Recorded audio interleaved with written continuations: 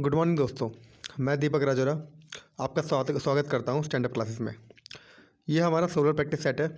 इसके बाद जो भी आएगा अब हमारी लेक्चर सीरीज चालू होने वाली है। ठीक है, इसका मतलब ये है कि हमारा लास्ट प्रैक्टिस सेट है। सारे क्वेश्चन मैंने करा ही दिए हैं, बस थोड़े बहुत ही क्वेश्चन रह गए होंगे। थोड़े बहुत क्या कहते हैं एडवांस मैथ के रह गए और थोड़े बहुत इधर उधर के रह गए। वो मैं लेक्चर सीरीज में पूरा करा दूंगा। ठीक है, आपको पूरा ही कंप्लीट करा दूंगा, निश्चिंत होकर रहिए। ठीक है, आज इसमें थोड़े क्वेश्चन ज़्यादा आने वाले हैं, तो हम बिना टाइम वेस्ट करें शुरुआत करते हैं पहले क्वेश्चन के साथ। पहला क्वेश्चन देखिए। पहले क्वेश्चन में कह रहा है कि निम्नलिखित में से कौन सा अभाज्य संख्या नहीं है। देखिए मैं आपको एक चीज़ बताता हूँ। 6n प्लस माइनस 1 मैंने बताया था एक फॉर्मूला होता है। सारे प्राइम नंबर इसी फॉर्म में होते हैं, पर इसी फॉर्म में होने वाले सारे नंबर प्राइम नंबर नहीं होते। कहने का मतलब ये है इसमें और नंबर भी निकल सकते हैं, ये मैंने प्रीवियस वीडियो में बताया था। लेकिन इसका मतलब ये नहीं है कि सारे नंबर इससे ही निकलेंगे। प्राइम नंबर इससे होके निकलते हैं बस।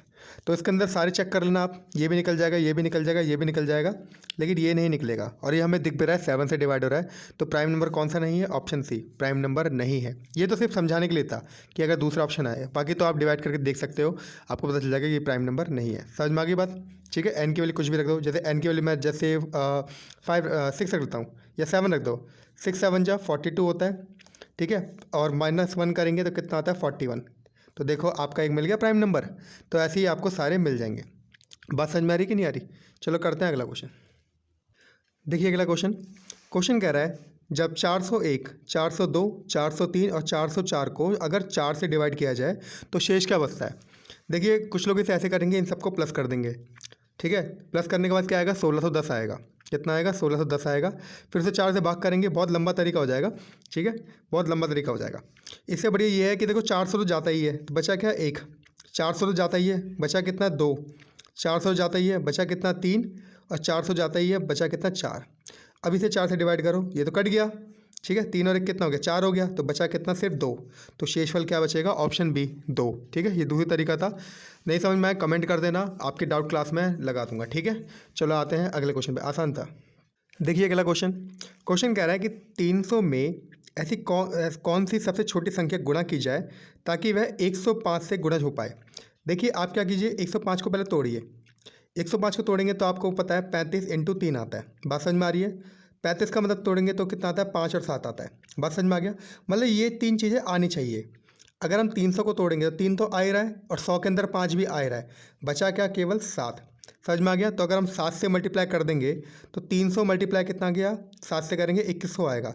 2100 को अगर मैं 105 से भाग करूं, ठीक है ध्यान से सुन लो, 2100 को अगर मैं 105 से भाग करूं तो कितना बचता है मेरा? जो भी है 20 आएगा। तो ये पूरा पूरा डिवाइड हो जाएगा। समझ में आ गया? तो 7 ही वो नंबर है जिससे 300 को मल्टीप्लाई किया जाए तो 105 से पूरा डिवाइड हो जाएगा। ठीक है, चलो आते हैं अगले क्वेश्चन पे। सबसे छोटी संख्या 7 ही है। देखिए अगला क्वेश्चन। क्वेश्चन कह रहा है कि यदि टंकी का 2/7 भाग भरने में 18 मिनट लगते हैं, ठीक है, तो शेष भाग भरने में कितना समय लगेगा? बहुत आसान है। मान लो 2 रेशियो जो है, बचा कितना? 5 रेशियो। 2 रेशियो दे रखी है, 5 रेशियो बचा। 2 रेशियो कितनी देर में हो रहा है? 18 मिनट में। तो 1 रेशियो कितनी देर में होगा? 9 मिनट में। 5 रेशियो कितनी देर में होगा? 5 9 जा 45 मिनट में। तो इसका हो जाएगा ऑप्शन है 45। समझ में आ गया? मतलब 45 मिनट्स लगते हैं। इसको हम MDS से भी कर सकते हैं।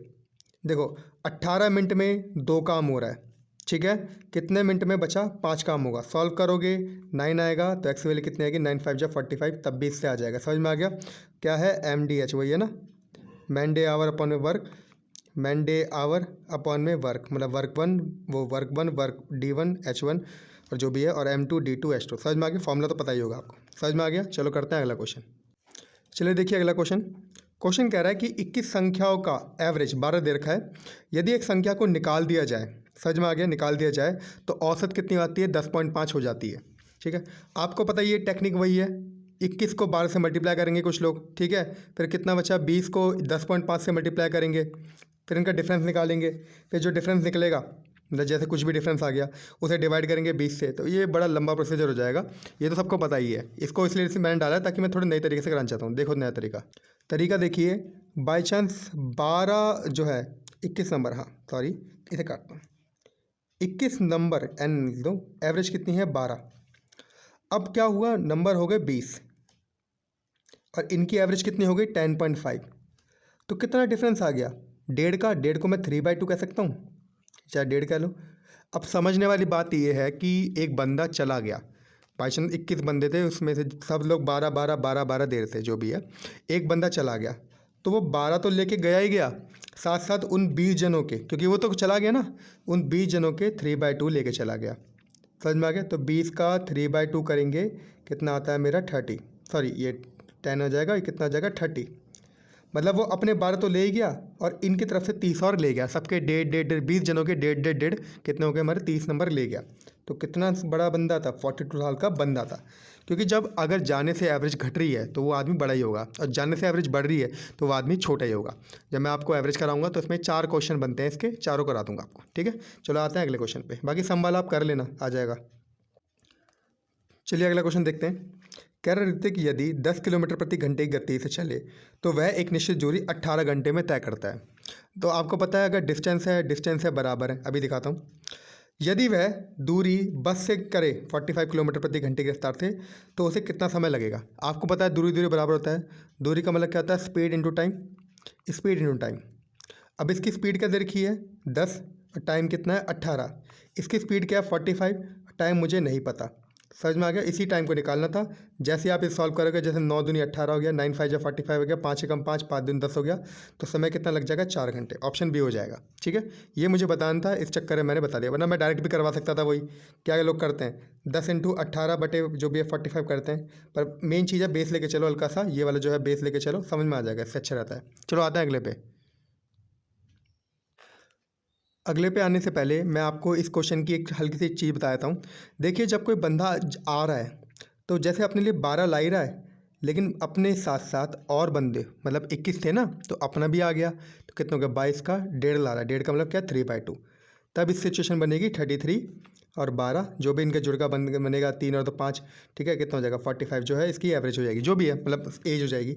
लेकिन जब बंदा जा रहा है तो भैया 12 तो है ही, लेकिन वो जा रहा है तो अपना ले गया, तो कितना हो गया 3/2। तो बस इस चीज़ को हल्का सा 1 मिनट, ये चीज़ को थोड़ा ध्यान रखना है। बस पेपर में बड़ी कन्फ्यूजन होती है, जब आ रहा है जैसे पूरे तो 21 थे ही बंदे, आ रहा है तो 1 ऐड हो जाएगा, जा रहा है तो 20 हो जाएगा, बस इतना ध्यान रखना, 1 कम हो जाएगा, बस यही काम था। चलिए देखिए अगले क्वेश्चन को। क्वेश्चन कह रहा है यदि एक 300 मीटर लंबी रेलगाड़ी एक खंभे को, मैंने बताया था खंभा हो चाहे आदमी हो, अगर कोई खंभा दे रखा है या कोई आदमी दे रखा है तो उसका मतलब क्या डिस्टेंस उसकी ट्रेन की हाइट ही है, मतलब जितनी लंबी ट्रेन है वही हमारा डिस्टेंस है। तो डिस्टेंस दे रखा है मेरा 300 मीटर, लिखता हूँ। अब क्या रहा कि खंभे को पार करने के लिए 30 सेकंड लगते हैं, समझ में आ गया। तो डिस्टेंस अपॉन में टाइम कितना है 30 सेकंड, तो मीटर पर सेकंड में आ गया। तो रेलगाड़ी की गति किलोमीटर पर आवर में बतानी है। मैंने बताया था किलोमीटर में जाना है तो बड़ा आएगा ऊपर, छोटा आएगा नीचे, ये चीज़ बताई थी। बड़े के पास जा रहा है तो बड़े की चलेगी। इसको सॉल्व कर देना है, ये आपका आ गया 10, 5 करेगा, ये क्या 2 आ गया, तो कितना आ गया 36। तो स्पीड हो गई 36 किलोमीटर प्रति घंटा, ठीक है। समझ में आ गई होगी, नहीं आएगी तो कमेंट कर देना मुझे, ठीक है। चलो आते हैं, आज क्वेश्चन थोड़े ज़्यादा हैं इसलिए थोड़ा जल्दी जल्दी कराना पड़ रहा है, हल्का सा लास्ट है ना ये, फिर उसके बाद तो हम सीरीज़ चालू करेंगे। चलिए देखते हैं अगला क्वेश्चन। क्वेश्चन कह रहा है कि समान मूलधन चक्रवृद्धि ब्याज तथा साधारण ब्याज की योजना में निवेश किया जाता है। चक्रवृद्धि ब्याज तथा साधारण ब्याज की योजना में 2 वर्ष के पश्चात इतना और इतना पैसा मिलता है, मतलब ये 2 साल का SI है और ये 2 साल का CI है, ये बोल रखा है उसने। यदि ब्याज की रेट कितनी है 40%, तो मूलधन क्या होगा, मतलब उसने प्रिंसिपल पूछा है। देखो 2-3 तरीके बता रहा हूँ, पहले देख लो। हमें पता है अगर SI का फॉर्मूला, SI कितना रखा है 2800, ठीक है। प्रिंसिपल निकालना है, रेट कितनी है 40% डिवाइड बाई 100, टाइम कितना है 2 साल। सॉल्व कर लोगे प्रिंसिपल कितना आ जाएगा मेरा 3500। पहला तरीका तो आपका ये हो गया जो एकदम सिंपल है, ऑप्शन है। दूसरा तरीका देखिए, एक बात आइए 40% का मतलब क्या है, 40% का मतलब है 2/5, समझ में आ गया। मतलब 5 में उसे 1 साल पर 2 का ब्याज मिल रहा है, तो 2 साल में कितना मिलेगा भाई, मतलब कहने का मतलब है 1 साल में 2 का ब्याज मिल रहा है तो 2 साल में कितना मिलेगा 4 का ब्याज ही तो मिलेगा। तो 4 रेशो का मतलब कितना दे रखा है मेरा 2800, काट दो, ठीक है। कितना होगा 4 कम 4 कितना बनेगा ये बताइए, कितना बनेगा 4 एक मिनट 7 हाँ 700 बन जाएगा। तो 1 रेशो का मतलब कितना आ जाएगा 700, ये पूरा नीला नीला हो गया ना चक्कर में। तो आपका कितना दे रखा है प्रिंसिपल कितना था मेरा 5 रेशो था, तो 5 से मल्टीप्लाई करोगे कितना आ गया 7 5 35 रेशियो, बात समझ में आ गया। तब भी ये हो जाएगा। करते हैं अब तीसरा तरीका। पिछले क्वेश्चन में देख रहा था, मतलब इसी में, सॉरी, इसी तरीके में सोचा था कि कलर चेंज कर लूँ, मैंने कहा अब कर लेता हूँ यार, थोड़ा वही 2-4 सेकंड ऊपर लग गए। चलो अब बता दूँ दूसरा तरीका। देखो ये आपका CI दे रखा है। अब देखो आपको रेट पता ही है, आपको क्या दे रखा है 5 और ये ऊपर क्या है 2, मतलब 5 पे 2 का इंटरेस्ट। एक बात आइए, 2 साल का है तो प्रिंसिपल और अमाउंट लिख दो। प्रिंसिपल कितना है 5, तो अमाउंट कितना होगा 1 साल का 7 रुपये दोगे, 5 और 2 7 रुपये। दोबारा क्या प्रिंसिपल 5, अमाउंट कितना हो जाएगा 7 होगा, 7 7 से कितना हो गया 49 रेशियो, और 5 पंजे कितना हो गया मेरा 25 हो जाएगा। अब ये मेरा प्रिंसिपल है, ये मेरा अमाउंट है, उसका डिफरेंस कितना हो जाएगा मेरा 24 रेशियो। यही तो मेरा CI है। तो ये अगर CI है तो CI कितना दे रखा है 3360, और हमें प्रिंसिपल निकालना है 25 रेशियो की, तो कितना होगा x। जैसे ही आप x की वैल्यू सॉल्व करोगे तो आपकी वैल्यू हो जाएगी 3500। बात समझ में आ गई। चलो आते हैं अगले क्वेश्चन पे। चलिए देखिए अगला क्वेश्चन कह रहा है 11/12, लिख देता हूँ 11/12, 3/4 और 10/11 में कौन सा बड़ा है। ठीक है, ये क्वेश्चन कुछ लोग क्या करते हैं एलसीएम लेते हैं। अरे एलसीएम मत लो, कंपेयर करो। बात समझ में आ रही, कंपेयर करो। देखो जैसे 4-5 लोग हैं, जैसे 1 2 3 4 है, अगर ये इससे बड़ा है, समझ में आ गया, तो ये तो छोटा ही हो गया, चाहे वो तीनों छोटे हों, इन दोनों से बड़ा उससे मतलब नहीं है। अगर ये वाला इससे बड़ा है तो ये भी हट जाएगा। तो इस तरह से हम कंपेयर करते हैं। तो आप क्या करें, बस कंपेयर करना और कुछ नहीं करना, कंपेयर करो। देखो इसको यहाँ मल्टीप्लाई, इसकी यहाँ मल्टीप्लाई, ये कितना हो जाएगा 44, 12 कितना हो गया 36, तो ये तो छोटा ही पड़ गया, ये रिजेक्ट हो गया। अब इन दोनों कंपेयर करना है। 11 कितना हो गया 144, वो सॉरी 121, 12 ये 12 धाम कितना हो गया 120, तो ये वाला बड़ा आ रहा है, तो इसका मतलब क्या है 11/12 है इसमें बड़ा। बात समझ में आ गया। ऑप्शन ए इसका आंसर हो जाएगा। नहीं आएगा तो बता देना, कमेंट कर दूंगा। क्वेश्चन थोड़े ज़्यादा है, मैंने मतलब 25 क्वेश्चन डाले, 25-26, इस चक्कर में थोड़ा जल्दी कराना पड़ रहा है। चलो चलिए देखिए अगला क्वेश्चन बड़ा प्यारा है। क्वेश्चन कह रहा है यदि y एक पूर्णांक है, मतलब एक इंटीजर है, ठीक है, कोई भी नंबर है, तो बोला है कि y³ - y किससे मल्टीप्लाई होगा। मल्टीप्लाई कह लो चाहे डिवाइड कह लो, एक ही बात है। चलो रखते हैं, अगर मैं y की वैल्यू 1 रख लूँ तो कितना आ गया 1 की क्यूब, 1 तो नहीं, चलो 2 रख लो, कुछ माइनस में हो जाएगा, तो कितना आ जाएगा 2 की क्यूब माइनस का 2, 8 - 2 कितना बच गया 6, तो इसका हो जाएगा ऑप्शन डी 6, क्योंकि सीधा ही मिल गया, कुछ भी रख सकते हैं। चलो y की वैल्यू तसल्ली के लिए 3 रख लो, तो कितना हो गया 3 की क्यूब कितना हो गया 27, 27 - 3 करेंगे तब भी कितना आता है 24, वो भी किससे जाता है 6 से आता है। 4 रखोगे कितना आएगा 64, 64 - 4 करोगे तब भी कितना आएगा मेरा 60, वो भी 6 से आता है, तो उसका हो जाएगा ऑप्शन डी। बात समझ में आ गई, नहीं आई हो तो कमेंट तो आप कर ही दोगे। चलिए देखिए अगला क्वेश्चन। गला थोड़ा ख़राब हो रहा है, ठंड भी इतनी ज़्यादा हो रही है ना, क्या करें, ठंडी वो ख़त्म ही नहीं हो रही। चलो ठीक है, कह रहा है निम्नलिखित में से कौन सी संख्या 6 से विभाजित होती है। देखो 6 का डिविजिबिलिटी रूल कहता है कि इसके फैक्टर कर दो 2 और 3, कहता है कि अगर वो 2 और 3 को दोनों को सेटिस्फाइड करे तो क्या होगा, वो 6 से डिवाइड होगी। पहले देखते हैं 2, भाई लास्ट में हमारा इवन नंबर है सब में, तो 2 को तो वो सेटिस्फाई करिए चारों। अब रहा सवाल किस पर, 3 पर, तो 3 का सिर्फ एप्लीकेबल एक पे ही होगा, किसी पे अगर 2 या 3 पे होने लग जाए तो फिर वो ऑप्शन गलत हो जाएगा। चलो शुरुआत करते हैं इससे, 2 + 3 + 5 + 6, ऑप्शन ए में ले लेता हूँ, ठीक है। ये अगर ये 3 से डिवाइड होगा तो हमारा आंसर आ जाएगा, अदरवाइज नहीं। करके देखते हैं, 3 तो जा ही रहा है, ठीक है, 6 भी जा रहा है, ठीक है, 2 2 4, 2 2 4, 1 मिनट, 2 2 4 और 5 और 1 6, 1 मिनट, 2 2 4 और 4 5 कितना हो गया मेरा 9, तो ये पूरा जा रहा है, तो उसका हो जाएगा ऑप्शन है, सीधा ही मिल गया मुझे, ठीक है, देखने की जरूरत नहीं पड़ी। दूसरा देखना, देख लेना, 4 3 7 4 2 आपका दे रखा है, 3 से भाग करना है, ठीक है, 3 से चला गया, ठीक है, 4 5 6 ये भी 3 से चला गया, और यहाँ पर अगर 1 दे दोगे तो कितना, या फिर 1 इधर दे दो कि ये 6 हो गया, चला गया। अब यहाँ का इतना बच गया 5, तो देखो ऐसे बी डी और सी तो सब में कुछ ना कुछ रह जाएगा, तो ऑप्शन ए इसका आंसर हो गया, ठीक है। चलो करते हैं अगला क्वेश्चन। चलिए करते हैं अगला क्वेश्चन कह रहा है 104 102 109 ए और 112 की एवरेज दे रखी है 109, तो आपको ए का मान निकालना है। देखो पहले तरीका तो आपको पता ही है, इन सबको प्लस कर दो, कितने नंबर है 5, डिवाइडर 5 कर दो, = 109 कर दो, सम वाला फॉर्मूला है। लेकिन इतना टाइम नहीं होगा कि आप इतना इसे मतलब मल्टीप्लाई करते दौड़ें, तो फिर इससे बढ़िया तरीका ये है, मैं आपको बताता हूँ। ये आपका हो गया 104, ये आपका हो गया 102, ये आपका हो गया 109, इसे ए ले लो और 112 ले लो। बात समझ में आ गया।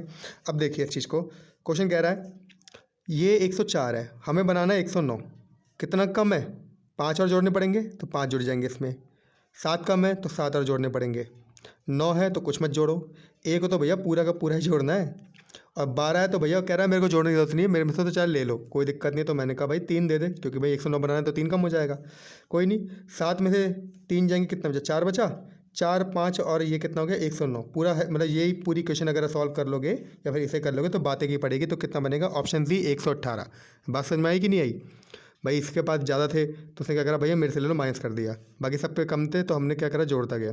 इसे गाय वाय वाला क्वेश्चन 3 4 तरीक़ों से आ सकता है, ये देख लेना। क्वेश्चन का बस बेस देख लेना, बाकी लैंग्वेज कुछ भी घुमा सकता है वो। ठीक है, चलो आते हैं अगले क्वेश्चन पे।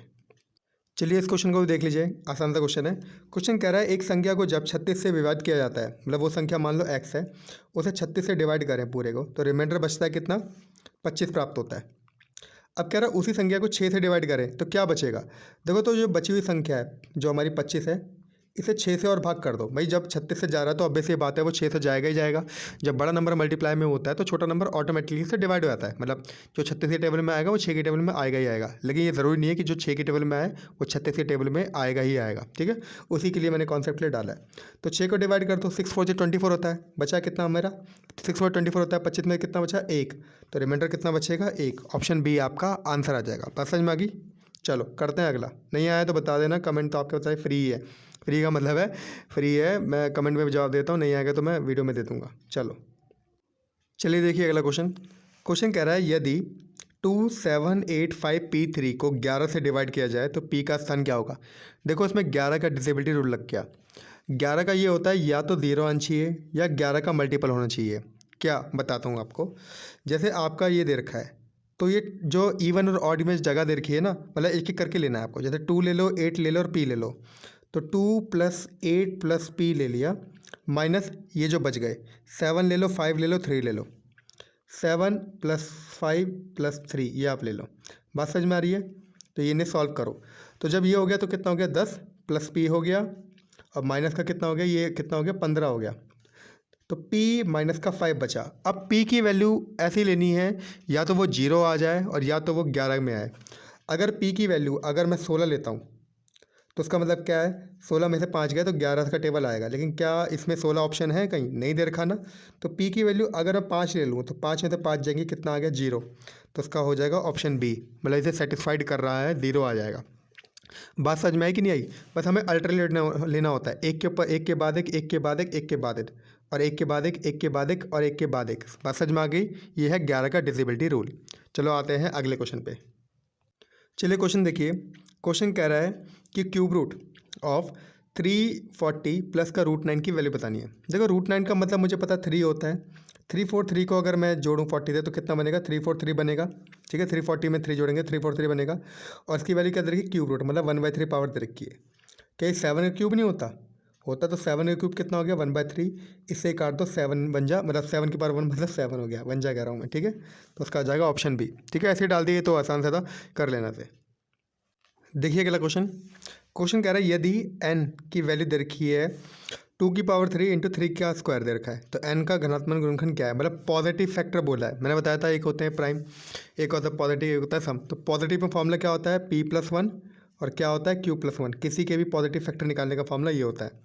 तो p की वैल्यू कितनी दे रखी है? 3। ये पावर कह रहा हूँ, पावर, तो 3+1 हो जाएगा। और ये पावर क्या है? 2, तो क्या हो जाएगा? 2+1। पावर को ले रहा हूँ, ध्यान रखना। 3+1 कितना हो गया? 4, और ये 2 और 1 कितना हो गया? 3। 4 दिया कितना हो जाएगा? 12। तो 12 इसके फैक्टर हैं, मतलब 12 ऐसे नंबर हैं जो इसे तोड़ते हैं, जो ये वैल्यू बनेगी जो भी है। समझ में आया? चलो आते हैं अगले क्वेश्चन पे। नहीं आया तो बता देना, फॉर्मूला वैसे तो ये। चलो चलिए अगला क्वेश्चन देखिए। क्वेश्चन आपको दिख रहा होगा 1 का स्क्वायर, 2 का स्क्वायर, 3 मतलब 5 का स्क्वायर, 15 का स्क्वायर, इनकी आपको वैल्यू निकालनी है। बात समझ में आ गई? ये तो देखो आपको ये चीज़ दिख रही होगी, ये चीज़ गैप में है। ठीक है, एक मिनट मैं इसका फॉर्मूला लिख देता हूँ पहले। सम मतलब जो भी आपका ये फॉर्म दे रखी है AP सीरीज़, इनके स्क्वायर के सम का फॉर्मूला लिखता हूँ पहले मैं। देखिए, चलिए देखिए फॉर्मूला मैंने आपके सामने लिख दिया है कि इन सब के स्क्वायर, जो मतलब नेचुरल नंबर के स्क्वायर का फॉर्मूला होता है, सम ऑफ स्क्वायर का फॉर्मूला था n+1 2n+1 डिवाइड बाई 6, ये होता है नेचुरल नंबर। अभी तक करना कैसे है? देखिए, 1 से लेकर अगर 15 तक का स्क्वायर निकाल के, जो भी है इन सब का निकाल के वैल्यू, अगर मैं 1, ठीक है, 2 3 4 5 6 7 मल्टीप्लाई बाय 2 कर दूं, मतलब इनका स्क्वायर, क्योंकि नेचुरल का फॉर्मूला है ना ये, और तो है नहीं, ऑड इवन का तो है नहीं, तो मतलब नेचुरल निकाल के मल्टीप्लाई 2 कर दूं तो कितना बचेगा, 2 4 6 8 ऐसे करके 14 बनेगा। और ये वाली चीज़ अगर माइनस कर दूँ तो मेरा आंसर आ जाएगा। अगर जिसको बात समझ में नहीं आई एक बार दोबारा रिपीट करके देख लेना कि मैंने बोला क्या है। दोबारा बताता हूँ, 1 के स्क्वायर से लेकर 15 तक का स्क्वायर नेचुरल है। अगर उसमें से मैं 2 4 6 8 10 माइनस ऐसे कर करके 14 तक माइनस कर दूँ तो मेरा आंसर निकल जाएगा। लेकिन A1 का तो फॉर्मूला है नहीं, तो लेकिन सब में 2 तो कॉमन है, तो वो 2 का स्क्वायर मैंने बाहर ले लिया, बस ये चीज़ है। समझ में आया? अब ये सॉल्व करते हैं, देखिए इसका n क्या हो जाएगा, मेरा 15 हो जाएगा, और इसका n2 कितना हो जाएगा, मेरा 7 तक है, 7 हो जाएगा। जब आप n की वैल्यू रखोगे तो देखो कैसे आती है, दिखाता हूँ।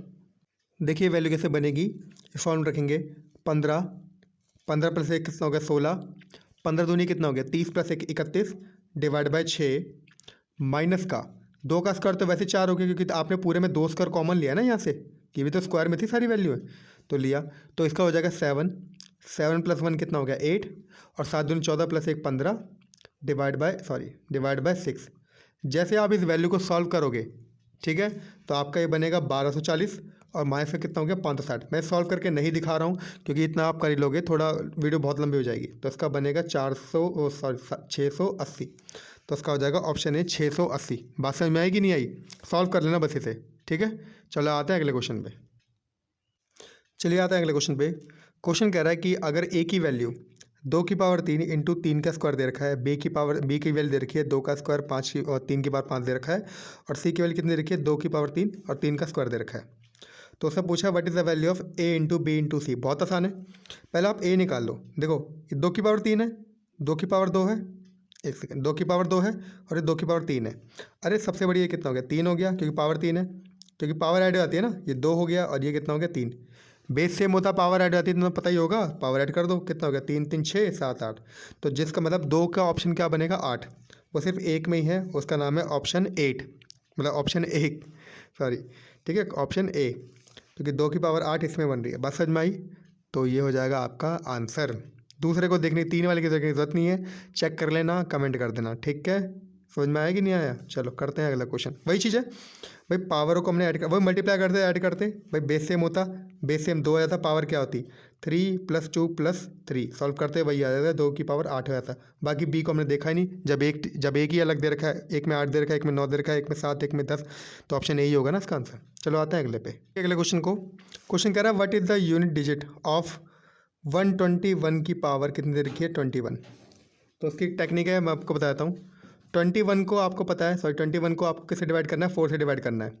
बात समझ में आ गई? बताया था मैंने। तो 20 से आएगा, बची कितनी पावर 1, तो 1 की पावर क्या होगी 1, तो इसका हो जाएगा ऑप्शन 1। समझ में आ गया? तो इसका हो जाएगा ऑप्शन 1। यूनिट डिजिट पे क्या आएगा ऑप्शन 1। एक बड़ा ही आसान सा क्वेश्चन है, मतलब एक जो है बड़ी आसान सी वैल्यू हो, 2 से मल्टीप्लाई कर दो बेचारा 2 बन जाएगा, 3 से कर दो 3 बन जाएगा, ठीक है, 4 से कर दो 4 बन जाएगा, इसलिए मैंने इस क्वेश्चन को डाला है, वरना की डालने की ज़रूरत नहीं होती, ठीक है। आते हैं अगले क्वेश्चन पे। चलिए आते हैं अगले क्वेश्चन पे। क्वेश्चन कह रहा है यदि घन का पृष्ठीय क्षेत्रफल, मतलब टोटल सरफेस एरिया 6 स्क्वायर कितना दे रखा है 384, तो बोला कि घन का आयतन मतलब वॉल्यूम क्या होगा, ए क्यूब क्या होगा। देखो क्या करना है, इसको इससे डिवाइड कर दोगे तो ए स्क्वायर मिल जाएगा, फिर ए स्क्वायर की वैल्यू क्या आएगी 64 आएगी, इसे काट देना 64 आएगा। ए की वैल्यू कितनी आ जाएगी मेरी 8 आ जाएगी, फिर ए क्यूब कर रहे हो तो 8 इंटू 8 कर रहे हो तो कितना आएगा 512। ये तो सभी को पता है, लेकिन एक चीज़ बताइए, मैं आपको थोड़ा सा ट्रिकी बताता हूँ, हल्का देखिए इसे। तो दिमाग ये है, बता देता हूँ आपको, ए स्क्वायर मतलब 6a स्क्वायर की वैल्यू कितनी दे रखी 384, और बनाना है आपको ए क्यूब। तो ए क्यूब बनाने के लिए क्या मैं इधर, अगर ए क्यूब बनाना है तो मैं क्या करूँगा, ए से मल्टीप्लाई कर दूंगा, समझ में आ रहा है, और 6 से डिवाइड कर दूंगा। बात समझ में आ रहा है? ए से मल्टीप्लाई कर दूंगा, 6 से डिवाइड कर दूंगा, तो यहाँ भी ए से मल्टीप्लाई कर दो और 6 से डिवाइड कर दोगे तो आपका आंसर सीधा मिल जाएगा। लेकिन ए इसके लिए निकालना ज़रूरी हो जाएगा, लेकिन फिर भी अगर साइड दे रखी हो तो आप ऐसे भी कर सकते हो। बात समझ में आई? बस ये थोड़ी हल्की टेक्निक थी, इसलिए मैंने आपको बता दिया। मतलब इस क्वेश्चन से रिलेट नहीं है, लेकिन आगे वाले क्वेश्चन से ये कॉन्सेप्ट हो सकता है रिलेट हो, ठीक है। चलो चलो एक बार बता देता हूँ, इस चीज़ को देख लो एक बार। देखो 6 से 6 कट गया, ये तो मुझे मिल गया ए क्यूब, ठीक है। अब इसे काटेंगे तो कितना आ गया मेरा, कितना आ गया मेरा 64 आ जाएगा। तो ए स्क्वायर की वैल्यू मुझे पता है ये 64 है, तो ए की वैल्यू कितनी हो जाएगी 8 हो जाएगी।